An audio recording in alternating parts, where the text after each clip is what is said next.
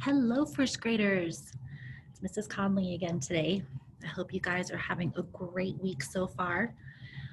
Today, I am going to do a lesson with you from our tools module that we're working on in our reading.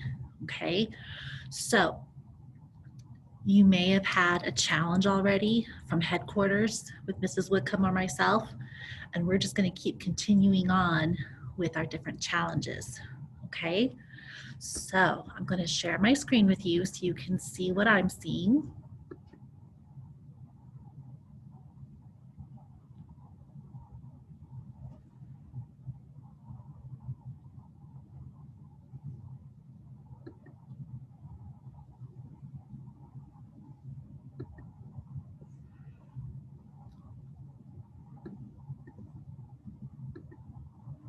Okay.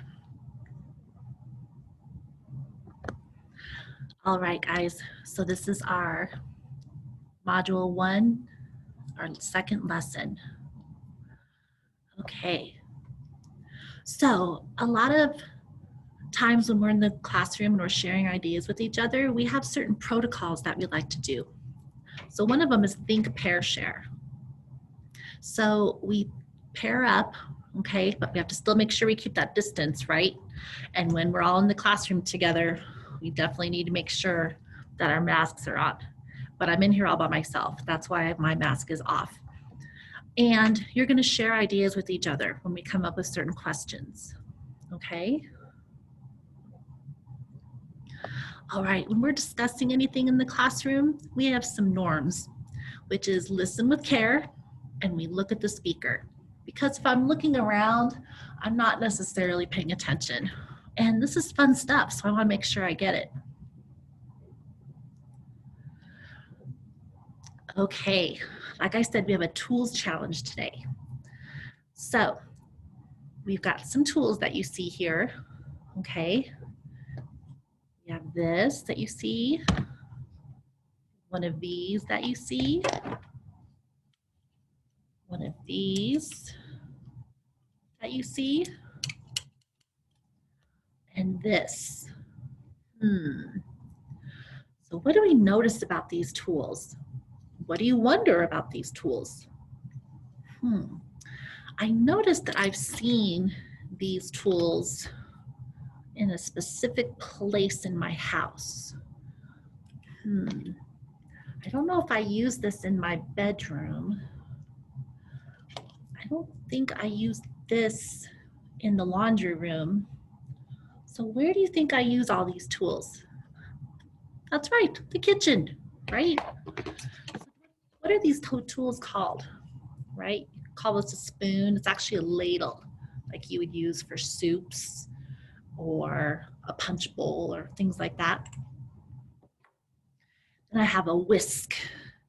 You guys probably tried to use this before when you're cooking with mom or dad, right? A whisk, it helps to mix things up. Then I have some tongs, okay? You might see mom or dad using these on the grill when you're flipping meat over on the grill. And then I have a funnel. And a funnel, what would I use a funnel for? Say I was gonna fill up my water bottle with a big, huge jug of water. Would I want to spill it all over the place, or would I use a funnel to make sure that the water goes where I want it to go? That's right. Okay, so your learning targets today. I can examine tools through close observation and drawing. Examine, what do you think examine means? I'm examining the tool. I'm using close observation and I might draw about it. I'm probably looking closely, right? And then I can ask and answer questions about tools and how they are used, right? So we just did that a little bit. We talked about, oh, I've seen this before, not really sure what it is, but if I talk about it and I ask and answer questions about it, I'm going to find out the answer. All right, friends, why do we need tools? What is so important about tools? When I first think of tools, I might think of like a construction worker or my husband fixing something in the garage, right? But tools are everywhere. We see tools everywhere. We use them all the time. And what is the best thing about all tools? What do? They help, right? They help us do things. If I want to mix something, if I use my hand, one, that's just not really clean. And two, it's not going to do that good of a job. This is going to help, right? If I wanted to scoop out some soup out of a hot pot, right?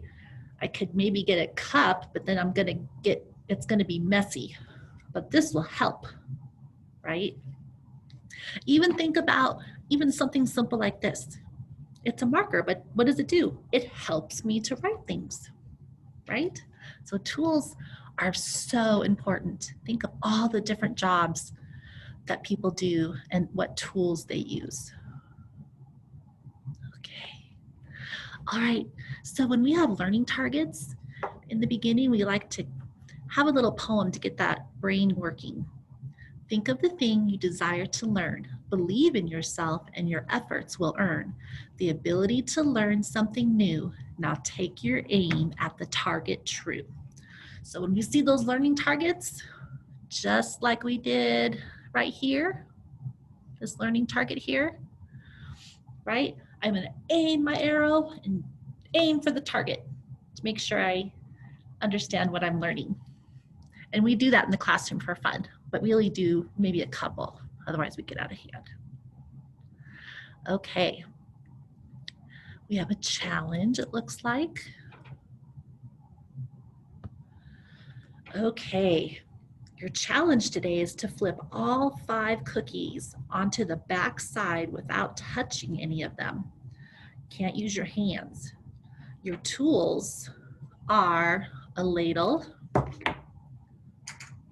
a measuring cup, tongs, and the funnel. Which do you think is going to work to flip over cookies? So think about that for a second. I don't have cookies in the classroom right now, but think about if you were baking cookies with mom or dad and you were going to take them out of the oven. How would you flip them or get them into another plate? Would I use a ladle to scoop them up? I could try, but I think I might break the cookie or I might smash it trying to move it. What about the funnel? Would that help me flip a cookie? Maybe I want to, or flip a cookie over. I guess I could try and flip it, but it might break or smash the cookie again. I don't know. Measuring cup. This side's kind of flat. I could maybe kind of slide it underneath and see if I could flip it that way. I don't know. What do you think? Or would I use these tongs to grab it and then flip it? Grab it and flip it. What do you guys think? Probably this one, right? Okay. Now think for a second. What did you think? What do you wonder about this challenge?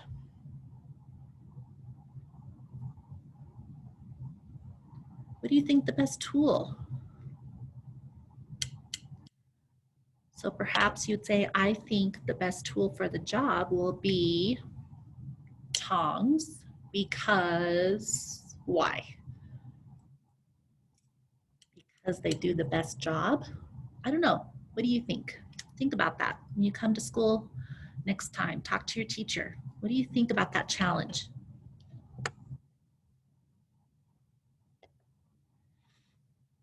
Okay, so what happened, right? Think about those. Think about if I did this with a cookie, if I could flip it. I don't know.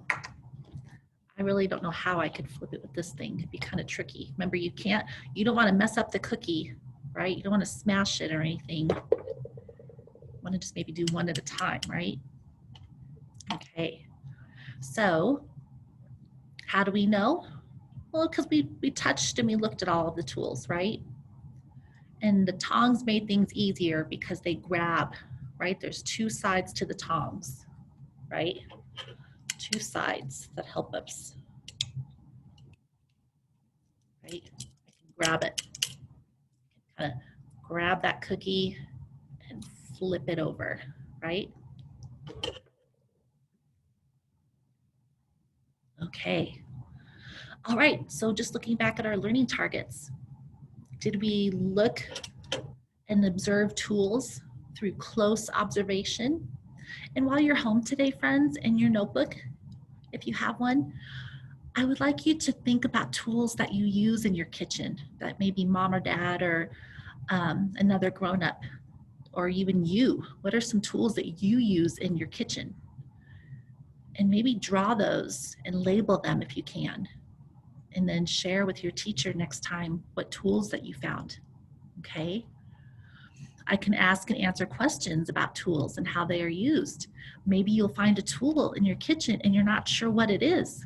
Draw a picture of it, bring it to school. Let's talk about it, okay? That's how we get answers. We ask and answer questions. That's how we get information. Okay, and now, again, this just goes with what I just said about finding a tool in your kitchen. What do you know about tools? Think about that. Talk about it with somebody. Maybe if you have a pet, have a discussion with your pet. What do you think tools are for? What do you know about tools? What do they use to, what do they do? Okay, so while you're home today, okay, look in your kitchen, look for different tools, think about what they're used for, draw and label in your notebook, okay, to share back in class when you come back to class. All right, and then think about, what do you know about tools? What do they do? Okay. All right, and also just to get your brains working, as you're home today and you're gonna go look through your kitchen, okay, we're gonna take a look at this book, A Chef's Tools, okay? I'm gonna read this book and we're gonna discuss it too, okay? So as I'm reading the book, think about what's it mostly about, and then could you teach the class about any other tools your family uses, okay? So that's why I want you to do that today in your house, okay? Or even tonight at dinner time, okay? What could you share with your class tomorrow or when you come back to school, what you know about tools? Okay, A Chef's Tools. What do you think a chef is? What's a chef? It's another word for what? What do you think? A cook, right? I can tell it's someone that works in a kitchen, right? Okay. Now, this book is a nonfiction book, which means it's going to give me information. So everything in here is true. All right. And when I have a nonfiction book, there's usually a table of contents, and that tells me I can go to any page I want to learn something specific. I don't have to read it in order. So there's all these different parts in the book, and I can go through and find one part that I want.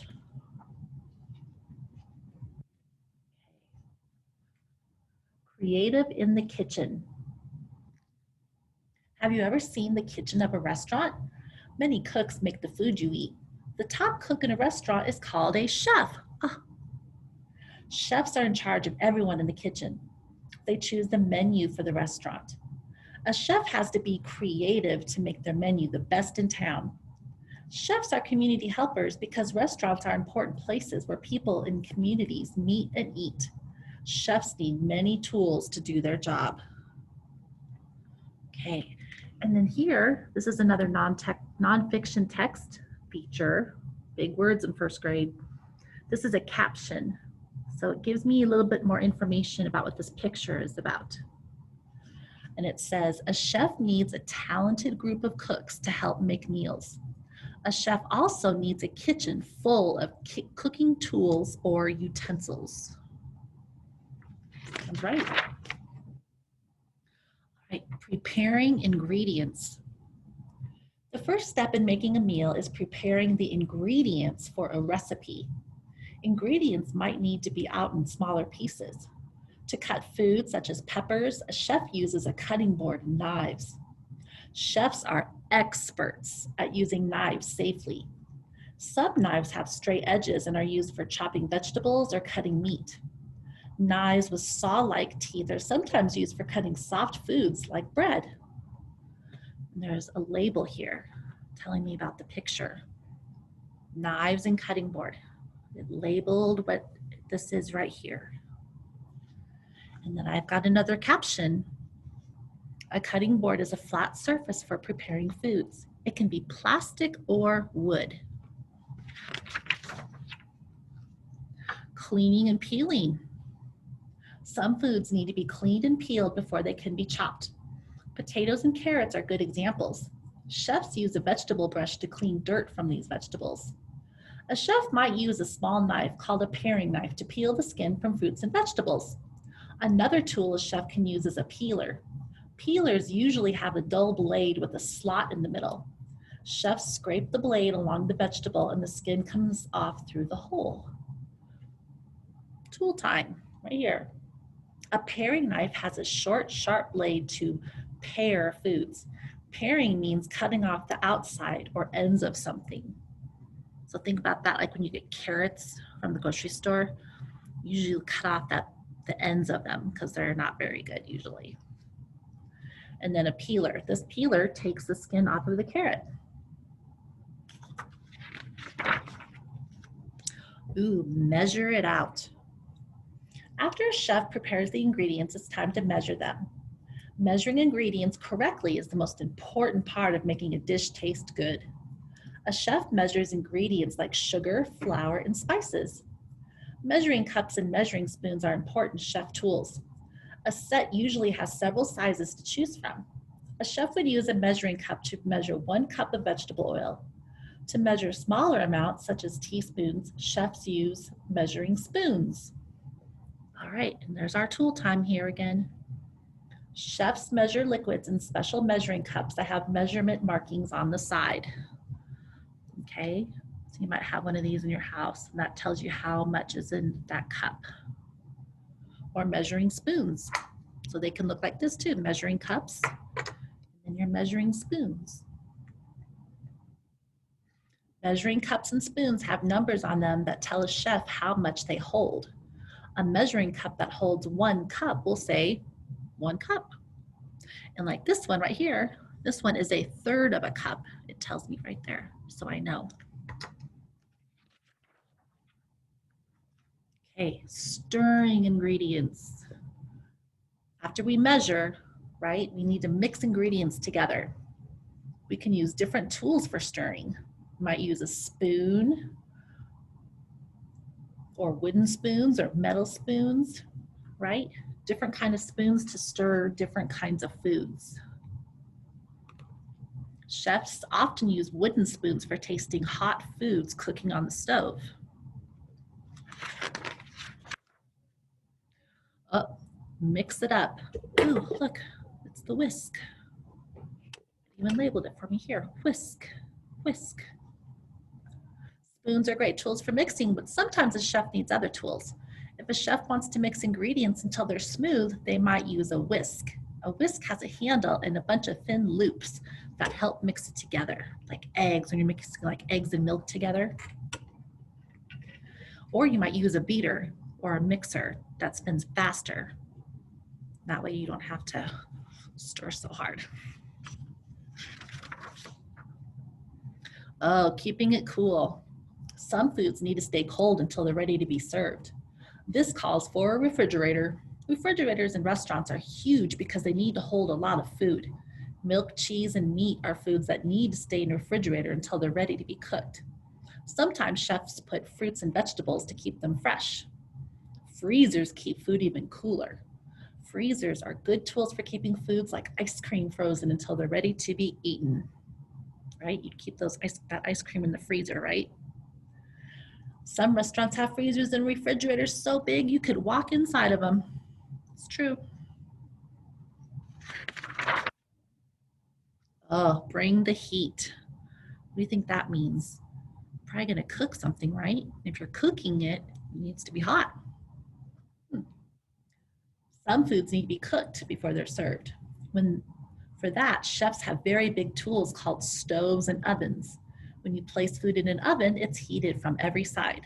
Foods such as chicken or bread are usually baked in an oven. Think about that. What else do you usually cook in an oven? Think about that. Tell me when you come back to school. And then when you have hot things, when you take them out, probably want to use what we just did in our challenge, right? Tongs, right? Because you don't want to touch that food because it's probably going to be really hot.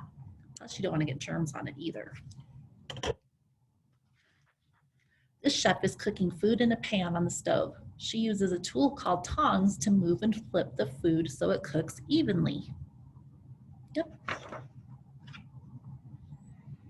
Right on time. An important part of following a recipe is cooking food for the right amount of time. Chefs need to be good at keeping time. They use a tool called a timer. Imagine a chef is baking a cake for 30 minutes. If they cook it for less, it might not be cooked all the way. If they cook it too long, what will happen? It'll burn, right? Chefs can also use thermometers to see if something is cooked all the way. Okay, so here were all those tools that we just read about. Okay. So as you're working from home today, when you're looking in your kitchen, see if you can find some of these tools or something different even, something that wasn't in the book that you might see that you might use. Okay, and then since this is a nonfiction book and it's giving me information, usually at the end of a nonfiction book, they have a glossary. And a glossary tells me what some of those big words mean. Maybe it's a word I haven't seen before, and I'm not sure what it means. So, like this first one is beater, the part of an electric mixer that turns quickly to mix food. Makes sense, right? A thermometer, it tells me that a thermometer is a tool that measures heat, right? Just like when you use a thermometer to take your temperature or a thermometer to see how hot it is outside, you might use a thermometer to check your meat to make sure it's cooked all the way through. Okay. Oh, and then there's an index. And if I want to learn about something really specific, it'll tell me what page I want to go to.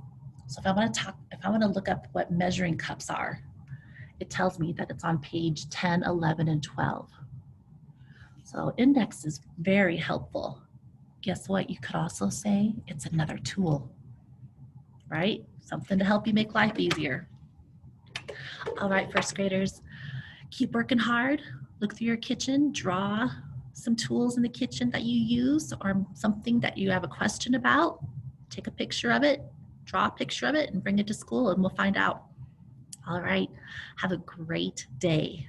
We will see you next time.